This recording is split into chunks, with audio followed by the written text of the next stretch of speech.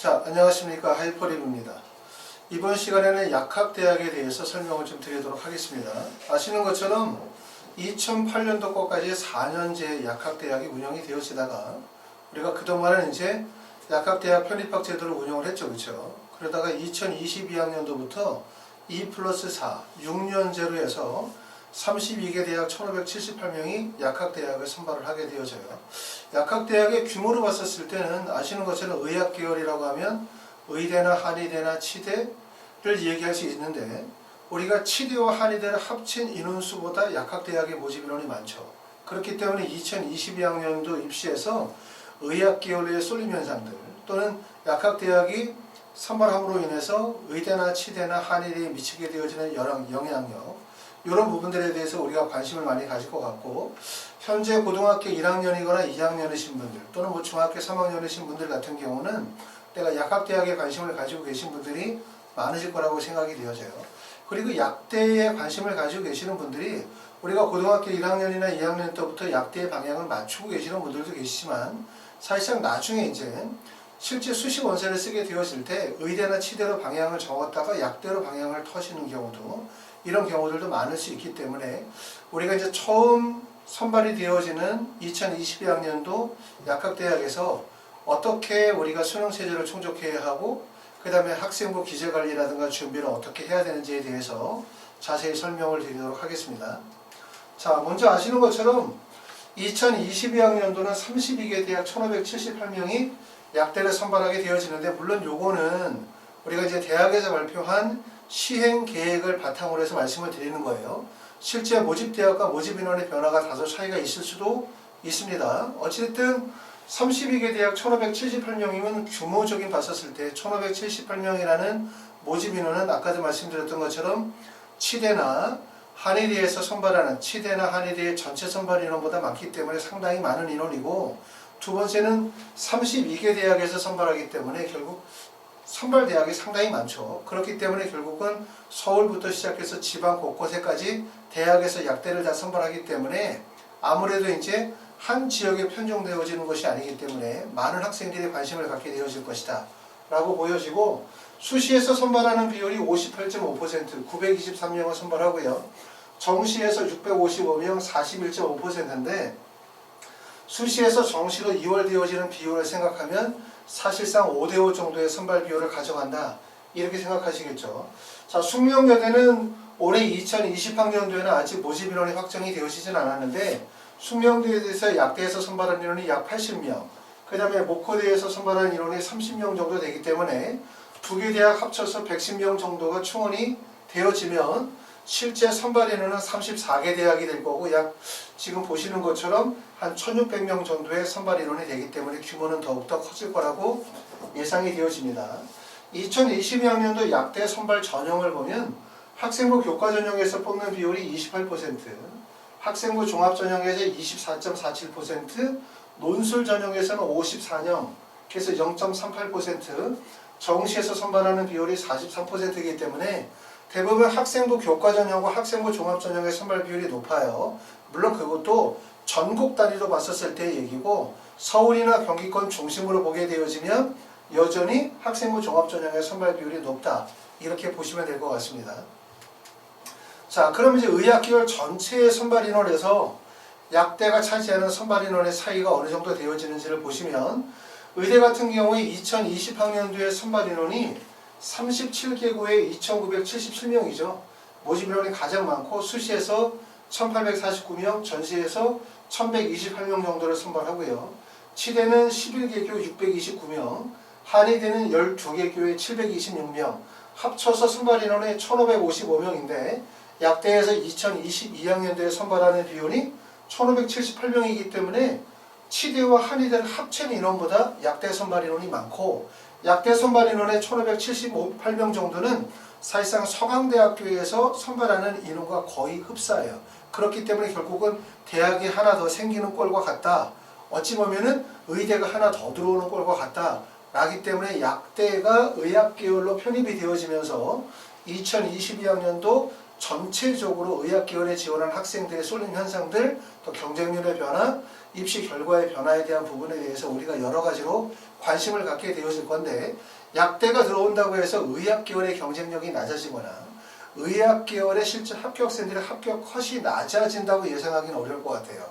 예상할 수 있는 부분들은 결국은 약대가 들어옴으로 인해서 자연계 쪽 상위권의 학생들, 서울대나 연세대나 고대대 같은 일반 대학의 경쟁력이나 일반 대학의 합격 컷이 낮아질 가능성은 예상할 수 있을 것 같아요. 왜냐하면 우수한 학생들이 의학계열의 쏠림 현상들이 큰 현실이기 때문에, 물론 이제 의학계열이 적성적으로 아예 안 맞기 때문에 본인이 기계공학과나 화학공학과를 희망하시는 분들도 계시겠지만, 사회 전반적으로 봤었을 때는 의학계열의 쏠림 현상이 결국 계속 가중되어지고 있는 상태고, 2021학년도 수시 모집 인원 경쟁률을 보게 되어지면 대부분의 학과들이 경쟁률이 좀 소폭으로 하락했는데, 경쟁률이 대부분 오른 구간이 아시는 것처럼 이제 학생의 선호도가 집중되어지는 학과나 선호도가 집중되어지는 대학 같은 경우는 학생 수의 감소에도 불구하고 경쟁률이 상승하는 추세를 보여줬어요. 그렇기 때문에 의학계열은 대부분 경쟁률이 상승이 되어졌고, 이런 상승의 패턴은 결국은 약대가 들어온다 하더라도 결국은 꾸준하게 유지가 되어질 가능성이 높기 때문에, 일반 대학이 수시에서의 경쟁률이 일반적으로 봤었을 때 10대 1 이내의 경쟁률이라고 생각한다면, 의학계열의 경쟁률은 사실 20대 1에 30대 1 정도의 경쟁률이므로 일반 학과에 비해서 경쟁률이 약 3배 전 4배 정도의 높은 경쟁률을 가지고 있다는 점을 알아두실 필요가 있어요. 그리고 일반 대학과 의학계열, 약학대학의 가장 큰 차이는 결국은 내신 성적의 차이는 아니거든요. 그러니까 내신 성적이 내가 만약에 1.2다. 그럼 약학대학은 1.2고 연세대나 고려대는 뭐 1.4거나 5인 게 아니라 사실 교과 성적에서는 거의 차이가 없어요. 그렇죠? 일반 대학과 약학대학의 가장 큰 차이는 결국은 수능 최저가 되느냐 안 되느냐의 가장 큰 차이이기 때문에, 내가 만약에 약대로 대학 입학을 희망하시는 분들이 계시다면 결국 수능 공부에 대한 부분이 큰 부담이 될 수밖에 없다. 이렇게 말씀을 드릴 수가 있습니다. 자, 그럼 이제 수능 최저 학력 기준에 대한 부분들을 우리가 정리해서 설명을 드리게 되어지는데, 아까도 말씀을 드렸었던 것처럼 첫 번째는 내가 만약에 의학계열로 대학을 가려고 하면 반드시 수능 최저가 필요로 해요. 그렇죠? 물론 수능 최저가 없는, 지금 보시는 것처럼 미반영을 하는 대학들도 있어요. 하지만 원서를 쓰게 되어질 때 수능 최저를 미반영하는 학교로만 6개를 원서를 쓸 수가 없습니다. 그렇죠? 그렇기 때문에 대부분 의학계열의 원서를 쓰시려고 하시는 분들은 결국은 수능 최저를 충족하셔야 되고, 그렇죠? 수능 체제를 충족해야 되는데 수능 체제 충족하기가 상당히 어렵다는 점은 여러 차례 말씀을 드렸어요. 우리가 2020학년도에 재수생의 비율이 28.5% 정도의 재수생의 비율이었어요. 물론 2021학년도 올해 재수생의 숫자의 비율이 어느 정도 되어질지는 잘 모르겠으나, 재수생의 숫자가 늘지는 않는다 하더라도 전체 수험생 중에서 재수생의 비율이 상승할 가능성은 높아요. 약 30%를 상회하는 그 비율이 나올 가능성이 높은데, 전체 수험생 중에서 재수생의 비율이 28.5%라고 하면 사실 별로 높지 않죠. 그렇죠? 나머지가 다 고등학교 3학년 재학생이라고 볼 수 있기 때문에, 그런데 문제는 1등급과 2등급을 차지하는 재수생의 비율이 약 수리영역 같은 경우에는 70%가 1등급과 2등급을 차지하는 비율에서 재수생 비율이라고 볼 수 있어요. 근데 1등급과 2등급이라는 게 왜 우리가 중요하냐 하면, 다 아시는 것처럼 1등급과 2등급을 맞아야만 서울에 있는 주요 대학을 갈 수 있고, 1등급과 2등급을 맞아야 의대나 치대나 약대의 수능 체제를 충족할 수 있는 거죠. 그러니까 문제는 바로 뭐냐면, 재수생의 비율이 28.5%에 불과한 재수생이 실제 수능에서는 몇 퍼센트? 70%를 차지한다. 뭐에서? 1등급과 2등급에서. 그 얘기는 결국적으로 얘기하면 고등학교 3학년 재학생들이 수능 시험에서 재수생과의 경쟁력에서 재수생을 이기기가 어렵다는 거예요. 그러니까 내가 아무리 열심히 공부해도 사실상 위에서 들어와서 누르니까 점수가 낮아질 수밖에 없는 거죠. 그렇기 때문에 우리가 이제 약대를 가시려고 하시는 분들은 나의 현재 고등학교 1학년의 모의고사, 고등학교 2학년의 모의고사를 보고, 아, 내가 지금 현재 2등급을 맞으니까 조금 더 열심히 하면 2등급을 맞겠지, 조금 더 열심히 하면 1등급을 맞겠지, 그럼 수능 체제를 충족하겠지 라고 생각하시면 절대로 안 될 것 같아요.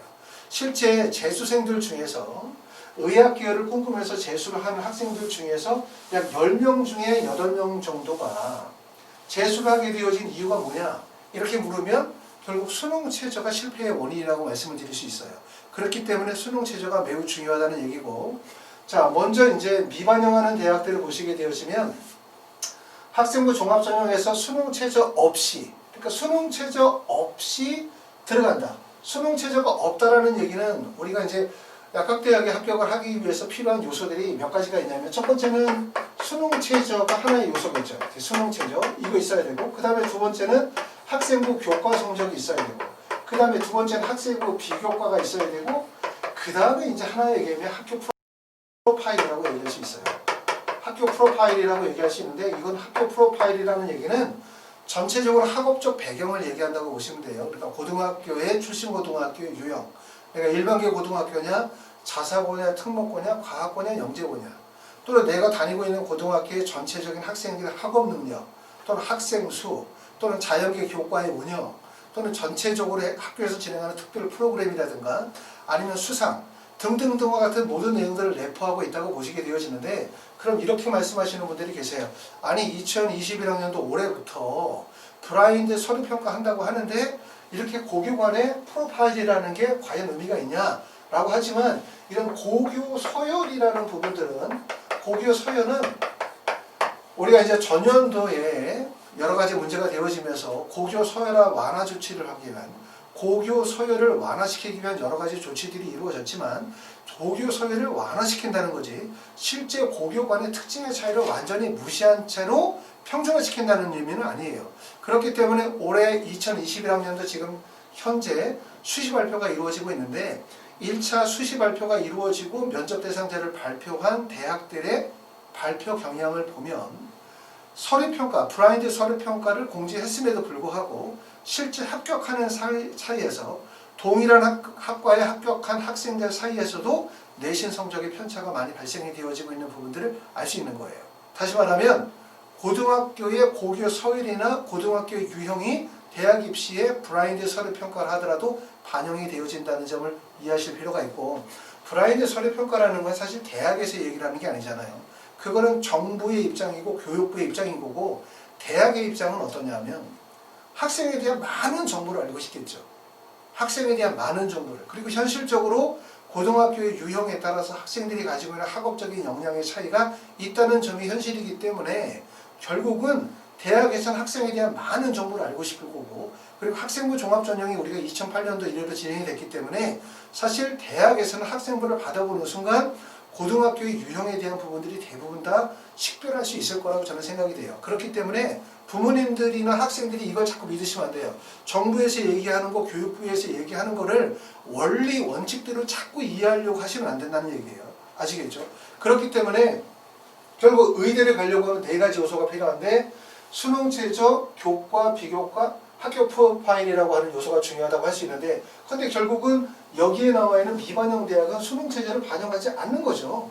그럼 수능 체제를 반영하지 않는다는 얘기는 어떤 게 평가 기준으로 높아질 수밖에 없냐면, 교과 성적은 당연히 중요한 평가 요소이지만 교과 성적 외에 비교과 역량이라든가 학교의 특성들이 크게 반영이 되어진다고 볼 수 있는 거예요. 그러니까 이렇게 수능 체제를 미반영하는 대학들은 어떤 학생들에게 유리하다?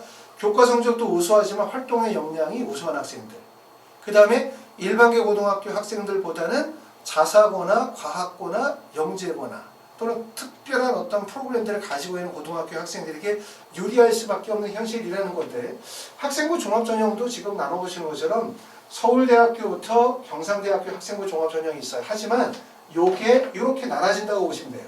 요렇게 서울대, 성균관대, 중앙대 정도와 동국대, 덕성여대, 한양대, 에이카, 충북대학교, 경상대로 나눠진다고 볼 수 있는데, 이게 나눠진다는 얘기는 뭐냐면 학생부 종합전형이라 하더라도 서울대부터 시작해서 중앙대까지는 학생부 종합전형이라 하더라도 활동 역량 중심으로 고등학교의 서열이 높은 학생들에게 유리하다고 보면, 동국대부터 시작해서 경상대까지는 학생부 종합전형이라 하더라도 사실상 학생부 교과전형에 연세대학교 교과추천이나 동국대학교 학교장 추천과 큰 차이가 없어요. 내신 성적의 중요성이 매우 크다는 점을 말씀을 드리고 있는 거예요.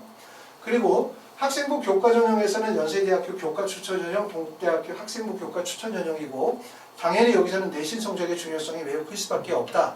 이렇게 말씀을 드리고 지역인재 전형은 경상대학교 학생부 종합 지역 전형에서 4명을 선발하게 되어집니다. 자, 그래서 제일 먼저 우리가 미반영 대학, 자, 수능 최저가 없으면 당연히 대학 들어가기 좋겠죠.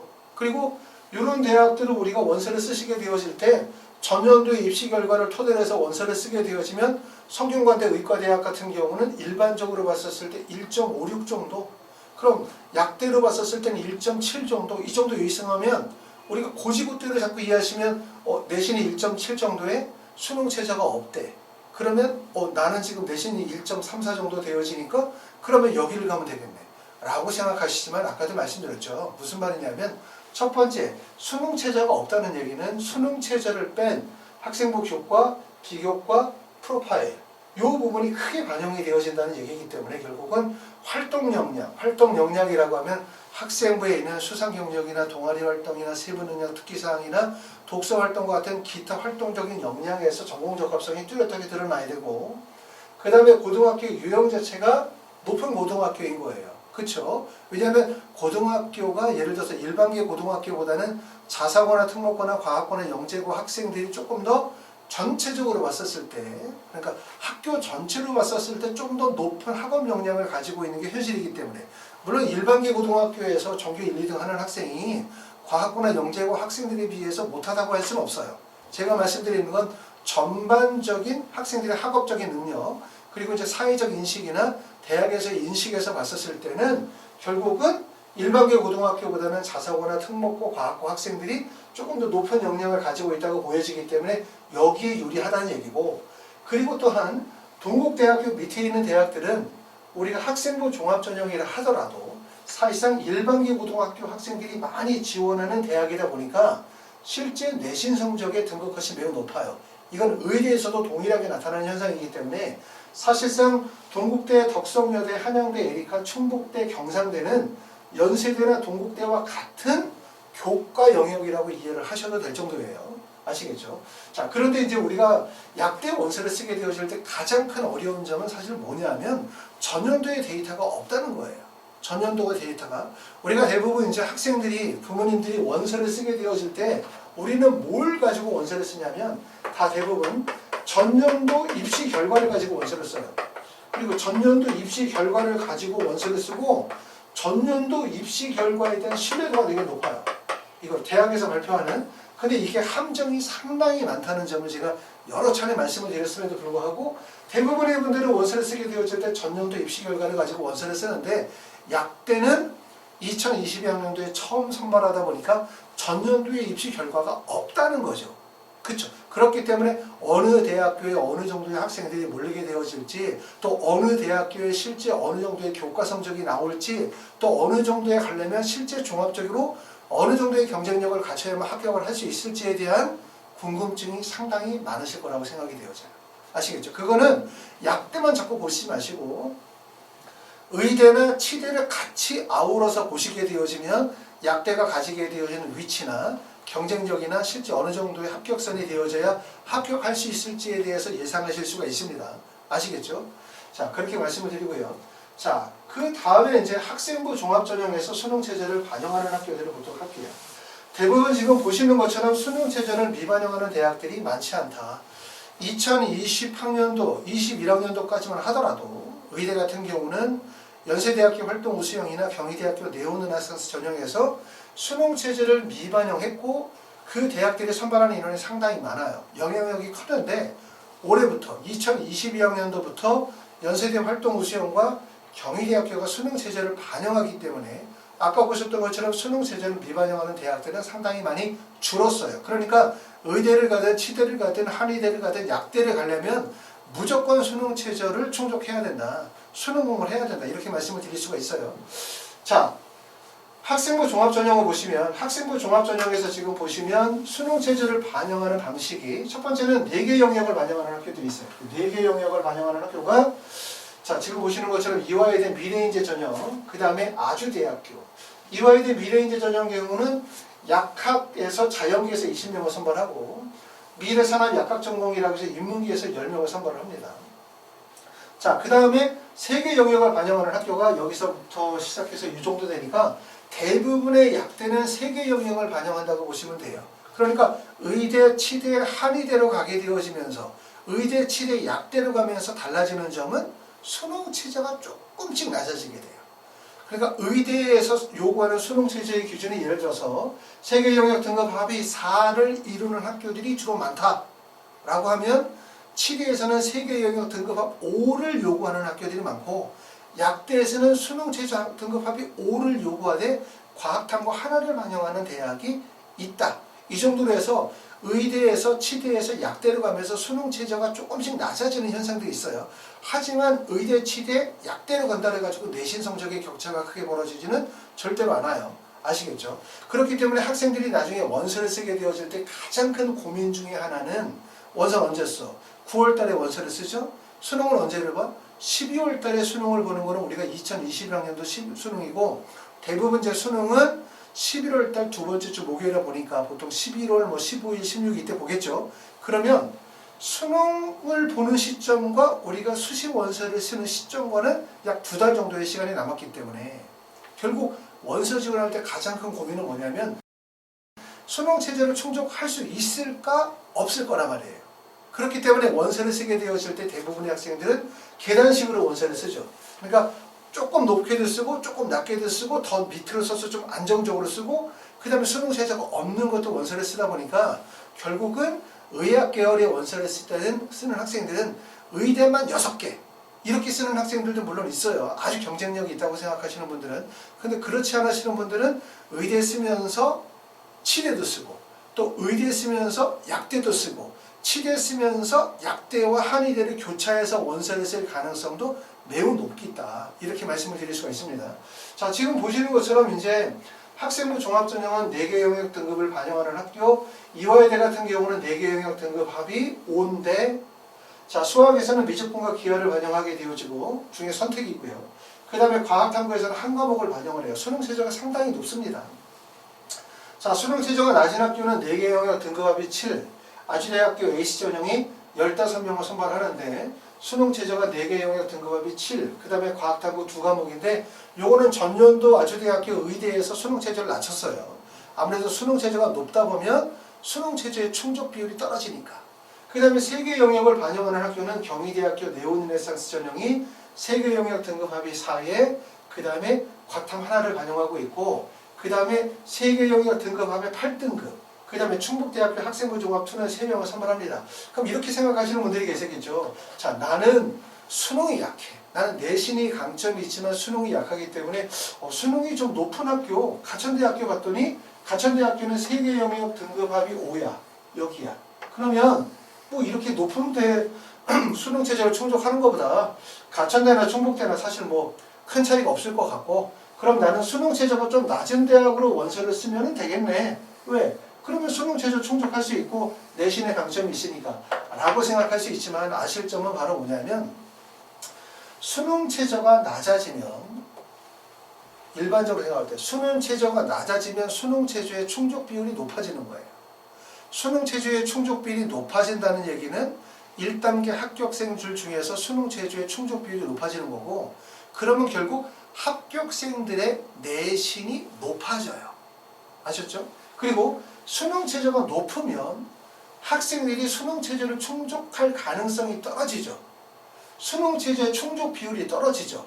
그러면 결국은 1단계 합격생들 중에서도 수능 체제가 충족이 안 되기 때문에 면접에 불참하는 학생들이 생기게 되고 그러면 결국은 학생들 사이에 점수 편차폭이 벌어지기 때문에 내신이 낮아진다는 거예요.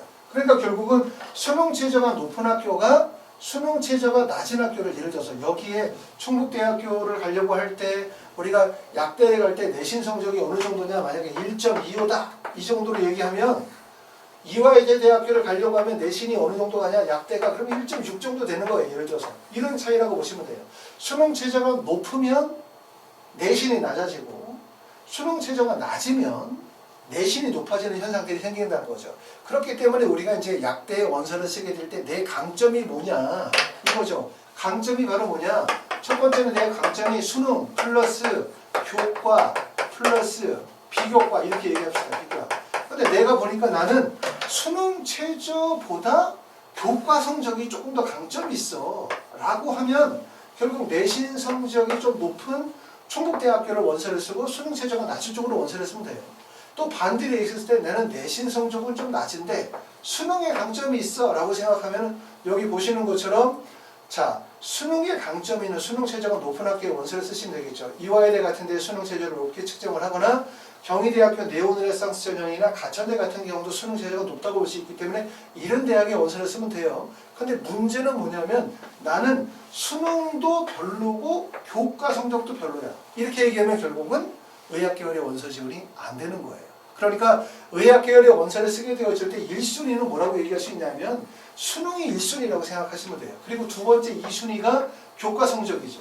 근데 물론 뭐 교과 성적이 낮은데 의학계열의 원서를 간다, 대학을 간다 이건 사실 좀 어려울 수 있지만 보통 교과 성적으로 보면 어느 정도의 폭이 되실 수 있냐면 당연히 이제 1.0 정도에서 흔히 말해서 내신 성적이 좀 낮은 경우 고등학교 유형의 차이가 있겠지만 그냥 일반계 고등학교에서 약대를 가는 정도의 점수라고 생각하면 한 뭐 1.8 정도 이내의 성적대가 되어져야만 약대를 갈 수 있다. 그러니까 내가 만약에 내가 1.8 정도의 낮은 교과 성적을 가지고 있다면 높은 수능 체제를 충족하시면 돼요. 사실 이건 말이 좀 쉽지만 결코 그렇게 쉽지 않습니다.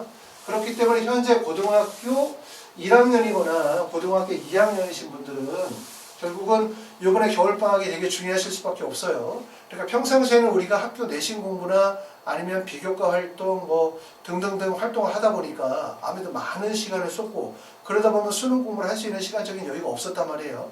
그렇기 때문에 이번에 겨울방학을 통해서 특히 수능 공부에서도 과탐을 제외한 나머지 과목들 되게 중요하거든요. 국어나 수학이나 영어와 같은 이런 주요 과목들이 단기간 내에 빨리 성적이 좀 향상이 되어져서 수능 최저의 충족 가능성이 나와야만 약대를 갈 수 있다는 점을 이해하실 필요가 있어요. 자, 학생부 교과 전형도 지금 좀 전에 말씀드렸던 것처럼 학생부 교과 전형도 수능 체제를 4개 영역을 반영하는 학교가 있고 3개 영역을 반영하는 학교가 있는데 당연히 4개 영역을 반영하는 학교가 훨씬 더 어려운 학교라고 이해하셔야 돼요. 그렇죠? 3개 영역을 반영하는 학교가 더 쉬운 학교죠. 그 이유는 우리가 아는 것처럼 수능이라고 하는 시험은 두 가지 목적으로 활용이 되어지는데 첫 번째는 이게 수시에서 활용이 되어질 때는 등급으로 활용이 되어지는 거고 그 다음에 정시에서 활용이 되어질 때는 이게 이제 100분이나 아니면 표준 점수를 이용을 해서 이루어지겠죠. 그렇죠? 이렇게. 그러니까 수능이라고 하는 하나의 시험이 두 가지 목적으로 사용이 되어지는 거예요. 수시에서는 등급으로 그 다음에 정시에서는 표준 점수와 100분의 1을 활용해서 유일한 학력 지표로서 대학 입시를 결정을 짓는 요소이기 때문에 이 얘기는 뭐냐면 수능은 결코 쉬워지지 않는다. 이게 핵심인 거고 수능이 쉬워진다? 그 얘기가 수능이 쉬워지면 수능 체제를 등급 따기가 쉬워진다는 얘기가 아니에요. 수능이 쉬워지게 되어지면 결국은 아시는 것처럼 점수 간의 간격 또는 1등급을 차지하는 학생들의 비율이 높아지겠죠. 일반적으로 1등급이 4%라고 한다면 수능이 쉬워지게 되어지면 1등급을 차지한 학생들의 비율이 10%가 되는 거예요. 그러면 결국은 어떤 현상들? 하나만 틀려도 2등급이 되고 3등급이 되어지는 현상들이 벌어지기 때문에 수능이 쉬워진다 또는 수능이 어려워진다 이것이 내가 수능 체제를 충족할 가능성이 높아진다 낮아진다를 의미하는 건 아니에요. 항상 수능은 어렵다는 점을 알아두실 필요가 있고 그렇기 때문에 수능에서 4개 영역을 3개 영역이 아니라 4개 영역의 등급을 충족한다는 것은 3개 영역을 충족하는 것보다 훨씬 더 어렵다고 말씀을 드릴 수가 있고 그렇기 때문에 지금 보시는 것처럼 약대가 대부분 4개 영역이 아니라 3개 영역을 반영하는 학교들이 많아요. 그렇죠? 보통 이제 의대나 치대 같은 경우는 3개 영역 반영하는 대학들도 있지만 4개 영역을 반영하는 학교들이 많다고 본다면 그러면 결국 약대의 수능 최저가 비교적 조금 더 낮다 이렇게 볼 수 있어요. 그렇기 때문에 약대 쪽으로 쏠릴 현상들이 상당히 많다는 거죠. 왜냐하면 의대를 가려고 하는 학생들, 치대를 가려고 하는 학생들이 막상 원서를 쓰게 되었을 때 가장 고민 중에 하나는 수능 체제의 충족 가능성이거든요. 그러면 결국은 약대에서 뭘 할 가능성이 높냐? 나름대로의 안정 지원을 약대에서 할 가능성이 높아요. 종전에는 우리가 의대를 원서를 쓰는 학생들이 안정 지원을 어디에서 노렸었냐 하면은 서울대나 연세대나 고려대에서 수능 체제가 없는 전형에서 노렸다면 그러면 약대 같은 경우에 수능 최저가 내교 영역 등급합 6이나 내교 영역 등급합 7 정도를 반영하는 학교들, 이런 전형들이 있기 때문에 비교적 수능 최저가 높지 않기 때문에 이쪽에서 안정 지원을 노릴 수도 있겠죠. 자, 그 다음에 이제 지역인재 전형에 대해서 한번 보도록 하겠습니다. 지역인재 전형은 약대는 지금 보시는 것처럼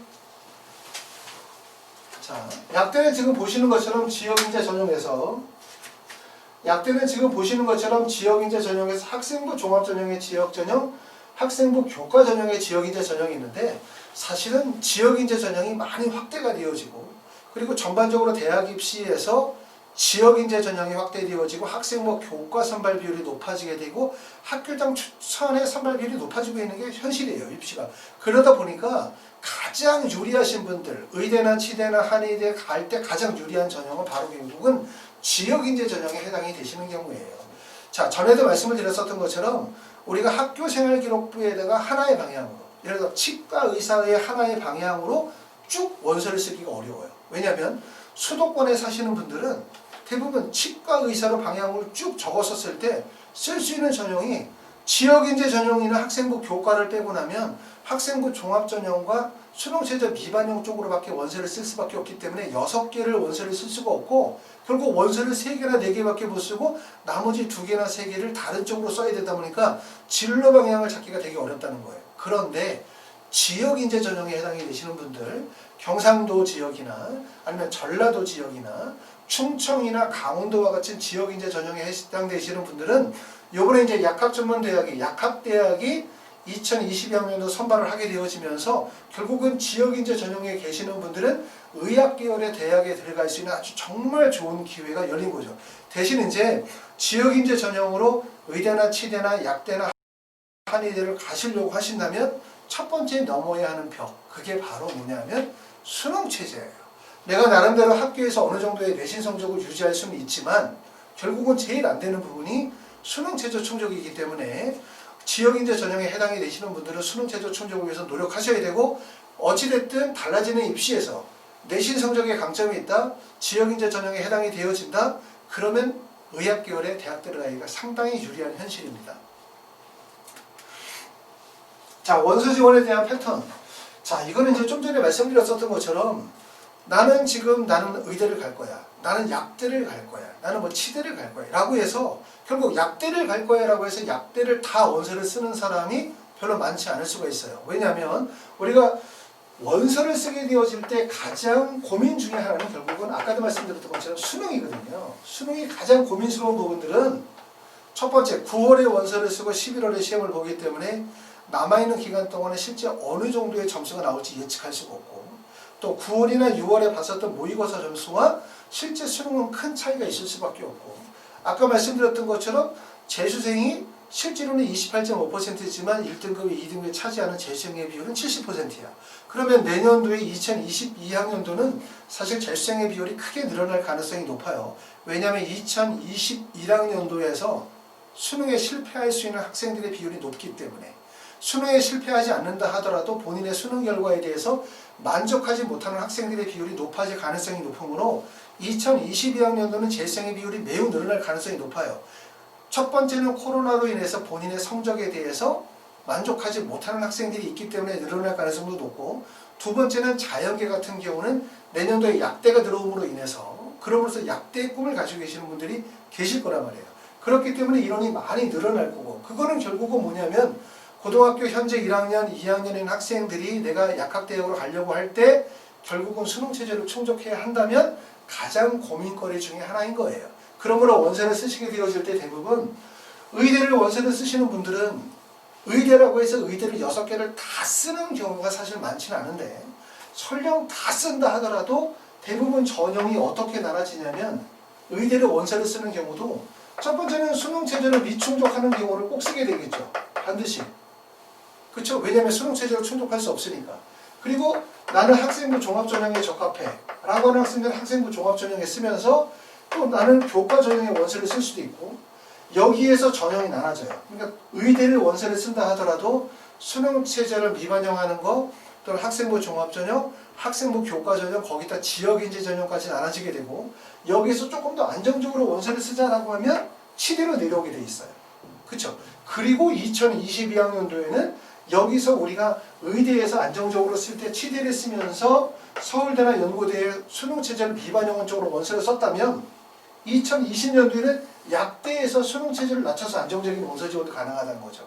그런데 약대는 사실상 의대보다는 치대하고의 라인이 가장 커요. 그러니까 약대를 쓰면서 치대를 쓰면서 또는 한의대를 쓰면서 아니면은 서울대나 연고대나 뭐 서강대나 중앙대 같은 학교들을 같이 교차해서 원서를 쓸 가능성이 높기 때문에 약대라고 하는 것 그 자체는 사이즈는 상당히 커요. 32개 대학의 1578명의 사이즈가 크지만 사실상 원서 6개를 다 약대에다 다 몰아서 원서를 쓰기는 상당히 어려울 수 있을 거예요. 왜냐하면 약대를 원서를 쓰는 학생들 중에서 상위권의 학생들이라고 한다면 틀림없이 욕심이 치대나 한의대에 대한 욕심을 가지게 될 거고 약대를 원서를 쓰는 학생들 중에서 약간 하위권의 학생들, 교과 성적에 강점이 없거나 아니면 수능 체제의 비반영의 가능성이 있다고 판단이 되시는 분들은 틀림없이 스카이나 아니면 뭐 한양대나 중앙대 같은 대학의 수능 체제가 없는 전형으로 원서를 쓰기를 희망할 수밖에 없기 때문에 사실상 그렇다. 이렇게 말씀을 드릴 수가 있어요. 그런데 그럼 과연 약대가 32개 대학 1578명이면 정말 모집 인원이 엄청나게 많기 때문에 아무데나 꽂아도 약대를 갈 수 있을까? 라고 생각해보면 또 달라요. 뭐가 다르냐면 자, 약대는 선발 인원이 의대와 달라요. 어떤 점이 다르냐면 의대가 물론 3,000명 정도로 선발하고 있고 약대는 그것의 약 절반 정도 1,500명 정도 선발하고 있다는 차이가 있긴 하지만 약대의 선발 인원을 보시게 되어지면 대부분 15명 이내의 선발 인원을 가지고 있어요. 모집 인원이 적다. 그러니까 생각해보면 우리가 모집 인원이 어느 대학교의 모집 인원이 적다. 모집 인원이 예를 들어서 5명을 선발하는 학과가 있고 만약에 25명을 선발하는 학과가 있다고 생각해 봅시다. 자, 그러면 첫 번째는 5명을 선발하는 학과에 원서를 지려고 하면 위험성이 커지죠. 위험성이. 왜냐하면 모집 인원은 5명밖에 뽑지 않으니까 실제 5명이 어떤 학생들이 붙을지를 예상하기가 어렵다는 거예요. 그리고 5명이 지원을 하게 되어지면 충원율과 관계없이 충원 인원이 적어요. 충원 인원이 적기 때문에 결국 점수 편차폭이 크게 벌어지기 어려운 거죠. 그렇기 때문에 모집 인원이 적으면 실제 어떻게 되면 학생들이 원서 지원을 꺼릴 수밖에 없어요. 그렇죠? 그리고 합격 가능성이 그만큼 낮다고 생각할 수밖에 없겠죠. 모집 인원이 크면 어떻게 되어지냐면 좀 더 안정감이 있고 충원율은 비교적 낮다 하더라도 충원 인원이 크기 때문에 실제 여기서 곱하기 2를 하게 되어지면 50명 정도 뽑히는 거고 이건 곱하기 2 해봤자 10명 정도밖에 뽑히지 않는 거기 때문에 결국 사이즈 면에서는 이렇게 모집 인원이 큰 인원이 훨씬 더 안정감이 들고 원서 지원을 적극적으로 할 수 있는데 약대 같은 경우는 지금 보시는 것처럼 대부분의 모집 인원이 적다는 거고 학생부 종합전형인 경우에는 지금 보시는 것처럼 15명 이상의 선발 인원을 가지고 있는 대학들이 중앙대학교 이와야 돼요. 여기 보면 중앙대, 아주대, 가천대, 카톨릭대, 서울대, 원광대, 차이과대. 그렇죠? 차이과대 13명이네요. 원광대 13명, 여기는 15명 이내. 그 다음에 20명 정도의 인원을 가지고 있는 거는 이화여대 20명, 네오레상스 20명. 그 다음에 25명이 덕성여대, 덕성인재가 25명, 성균관대학교 학과 모집이 30명, 서울대학교 일반 모집이 32명이에요. 그러니까 결국은 약대의 특징은 뭐냐면 대학은 32개 대학이지만 전형이 세분화되어져 있고 더군다나 아시는 것처럼 수시의 선발 비율이 전년도까지만 해도 77%였는데 이게 점차로 정시 비중을 늘려나가면서 수시의 전형을 그대로 두는 거죠. 학생부 교과, 학생부 종합전형, 지역전형은 그대로 두면서 수시 선발 인원이 줄다 보니까 결국은 이런 전형들에서의 모집 인원이 점차 줄어드는 거예요. 그러니까 10명 이내의 선발 비율을 가져가는 학과들이 많다는 거죠. 그런데도 지금 학생부 종합전형에서의 특징은 뭐냐면 15명 이상의 선발 대학들이 비교적 많다. 이걸 특징으로 볼 수 있고 그러면 학생부 교과를 봐요. 학생부 교과는 15명 이내의 선발 대학보다 보시는 것처럼 10명 이내의 선발 대학이 대부분이죠. 그러니까 15명 이내까지 여기를 포함시키게 되어지면 20명 이상을 뽑는 학교가 20명 이내를 뽑는 데가 영남대학교 일반전형 우석대학교 교과중심 16명, 동덕여대가 24명, 조선대학교가 38명이에요. 그러니까 무슨 말이냐면 요 전형이기 때문에 내가 학생부 교과 전형으로 원서를 쓰려고 해. 나는 내신 성적에 강점이 있어. 근데 학생부 교과로 원서를 쓰려고 하는 사람들이 원서를 쓰려고 하면은 쓸 대학이 없는 거예요. 왜냐면 지금 보면 학생부 교과 전형으로 원서를 쓰면 연세대학교 추천형 6명이야. 인제대학교 의학이 9명, 고려대 세종이 6명, 그 다음에 충북대 교과 4명, 대구 카톨릭대 DCU 자기가 5명, 가천대 지역균형 3명, 한양대 에리카 5명이란 말이에요. 무슨 말이냐면 학생부 교과 난 내신 중심으로 공부를 했고 그렇기 때문에 학생부 교과로 약대를 갈 거야 라고 생각하지만 학생부 교과 전형의 대부분의 대학이 15명 이내의 적은 모집 인원을 갖기 때문에 우리가 원서 지원을 하게 되어질 때는 어디로 원서를 쓸 수밖에 없냐면 학생부 종합전형으로 원서를 쓸 수밖에 없어요. 학생부 종합전형으로. 학생부 종합전형으로 원서를 쓰는 이유는 학생부 교과 전형보다는 학생부 종합전형이 모집 인원이 많기 때문에. 이게 첫 번째. 두 번째 이유. 학생부 교과 전형으로 뽑는 학교들이 대부분의 내신 성적이 1.3이라고 한다면 학생부 종합으로 가게 되면 1.5 이상이 되겠죠. 그렇죠? 예를 들어서. 그러면 내신의 불리함을 극복할 수 있기 때문에. 이런 것들 때문에 결국은 전형이 교차할 가능성이 되게 높다. 이 얘기고 지역인재 전형은 보시는 것처럼 15명 이내의 대학들이 대부분이죠. 사실상 20명 이내의 대학은 대구 카톨릭 대학교 영남대밖에 없기 때문에 결국은 학생부 교과와 지역인재 전형으로 선발하는 대학들은 대부분 15명 이내에 원각대학교 전북 11명, 경성대학교 15명, 조선대 13명, 경북대 15명, 인제대 9명, 계명대 6명 정도 되어지기 때문에 모집 인원은 상당히 적은 인원이라고 봐야 되고 모집 인원이 10명 이내로 들어가게 되어지면 사실상 예측이 어려워요. 모집 인원이 10명 이내로 가게 되어지면 그러니까 원서 지원의 안정감이 떨어질 수밖에 없기 때문에 약대의 원서를 쓰시는 분들은 이렇게 원서를 쓰겠죠. 학생부 종합전형과 학생부 교과를 원서를 쓰거나 내가 만약에 지역인재 전형에 해당이 되시는 분들은 지역인재 전형을 쓰면서 교과를 쓰면서 학생부 종합전형을 반드시 교차하게 될 가능성이 높다는 거예요. 내가 약대 내에서만 원서를 쓴다 하더라도. 그렇기 때문에 말씀은 뭐냐면 우리가 약대를 갈 때 꼭 필요한 부분들은 수능 당연히 필요하고 학생부 교과 필요하고 그 다음에 반드시 뭐가 가냐면 학생부의 기재관리가 꼭 필요하다는 점을 제가 꼭 말씀을 드려요. 이렇게 얘기하면 이렇게 생각하시는 분들이 계시단 말이에요.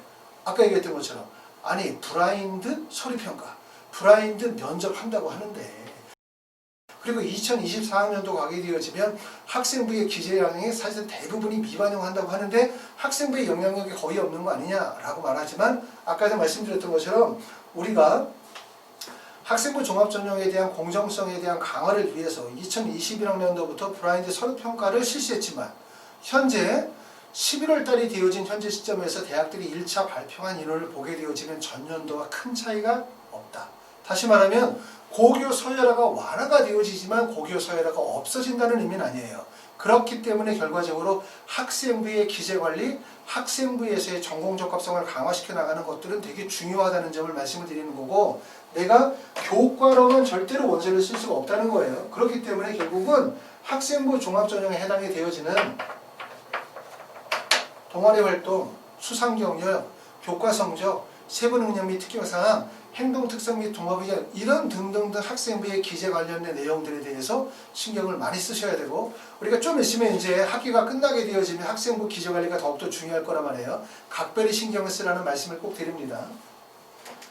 자, 그러면 이제 약대에 이제 우리가 원서를 쓰기로 했어요. 그러면 이제 어떤 얘기를 드리고 싶냐면 내가 만약에 그러면 약대를 가려고 하면 고등학교 1학년, 고등학교 2학년 학생에서 입장에서 볼 때 또는 만약에 내가 현재 고등학교 3학년이야.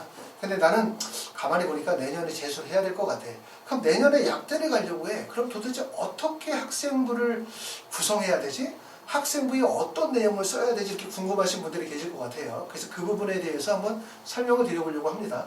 자, 먼저 피트 시험이 있어요. 피트 시험 아시는 것처럼 약학대학 입문 자격시험이라고 해서 올해까지 시험을 봤죠. 그렇죠. 대학교 1학년이나 2학년에 재학한 학생들이 PT 시험을 보고 이제 약학대학에 편입학을 하기 위한 하나의 자격시험이 되어지는데 여기에서 어떤 시험을 보냐 1, 2, 3, 4교시 4교시를 봐요. 3개의 영역 4과목을 보게 되어지는데 보는 과목이 첫 번째는 1교시와 2교시 때 화학 추론 일반 화학을 배우고 2교시 때는 화학 추론 유기화학을 배우고 문항수 25, 20, 45문항이고요.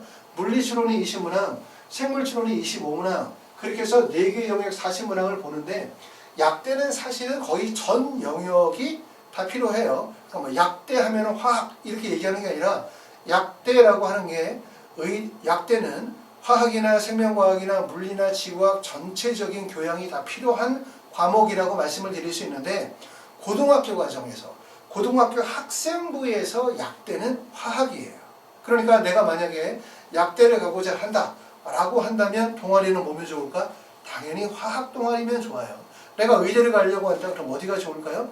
생명과학이나 의학 관련된 동아리가 좋은 거예요. 그렇기 때문에 내가 약대를 가시려고 하시는 분들이 화학 동아리 가지 않고 약대를 가려는 분들이 뭐 수학 동아리, 약대를 가려고 하는 분들이 스포츠 동아리 이런 동아리 절대로 하시면 안 되고 그러면 동아리에서는 뭘 구성하시면 화학 동아리가 되게 중요하다는 점을 꼭 말씀을 드리게 될 것 같아요. 화학이 되게 중요한 부분이다. 이렇게 말씀드리고 약대는 우리가 이제 2가지로 구분화되어질 수 있어요. 영역이. 하나는 제약학과가 있고 약학과가 있어요. 요 점을 우리가 읽어보실 필요가 있고 그러고 난 다음에 내가 앞으로 학생부에서 어떤 방향으로 잡아나갈까 이걸 보셔야 되는데 제약학과과 약학과는 이렇게 말씀을 드릴 수 있어요. 우리가 의사 그러면 2가지가 있는 거예요. 첫 번째는 환자를 치료하는 의사가 있는 거예요. 두 번째는 질병을 연구하는 의사가 있는 거예요. 그런데 일반계 고등학교 학생들 활동 역량이 우수하지 않은 학생들은 대부분 의사를 뭐로 접근하냐 하면 질병을 치료하는 의사에 접근을 해요. 그러다 보니까 학생부에서 의사로서의 사명감, 생명에 대한 윤리, 사명감, 소명의식 또는 이런 것들을 주로 강조를 많이 한단 말이에요.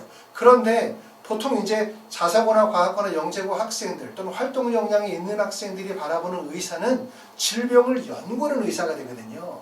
질병을 연구하는 의사로 기재가 되어져야 학생부에서 뭐가 드러나냐면 학생의 과학적 역량이 드러나는 거예요.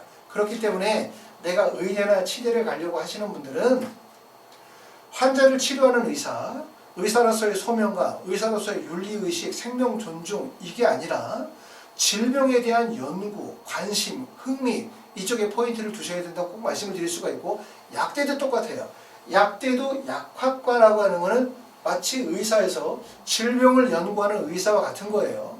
그러니까 약학과는 질병을 의사하는 연구가 아니라 질병을 환자를 치료하는 것과 같아요. 그렇기 때문에 우리는 약학과의 이 내용들보다는 제약학과 다시 말해서 질병을 연구하는 쪽에 포인트를 더 주고 학생부의 제약학과 관련이 되어진 내용들이 기재가 돼야 되는데 제약학과 내용을 보시면 주로 하는 게 제약학과는 신약개발, 의약품의 원료 및 자원에 대한 개발 및 의약품의 제조에 관한 이론과 기술을 연구하는 전문인을 양성하는 거고 이를 통해서 이제 의약품의 신약품을 개발하는 데 초점을 두고 있는 거고요.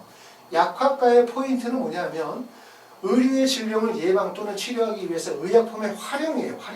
의약품의 활용 또는 복약에 관한 거 또는 병현약학이라든가 환경과 건강에 대한 교육을 실시하는 게 약학 쪽에 포인트를 두고 있기 때문에 여러분들이 학생부에 기재가 되어야 하는 부분들은 주로 제약학과와 관련이 되어진 신약개발 쪽에 포인트를 두게 되어지면 과학적인 역량이 드러나고 이를 고등학교에서 배웠었던 생명과학 교과나 화학 교과에 관련된 내용을 연결지어서 작성하시게 되어지면 조금 더 과학적 역량이 잘 드러나겠죠.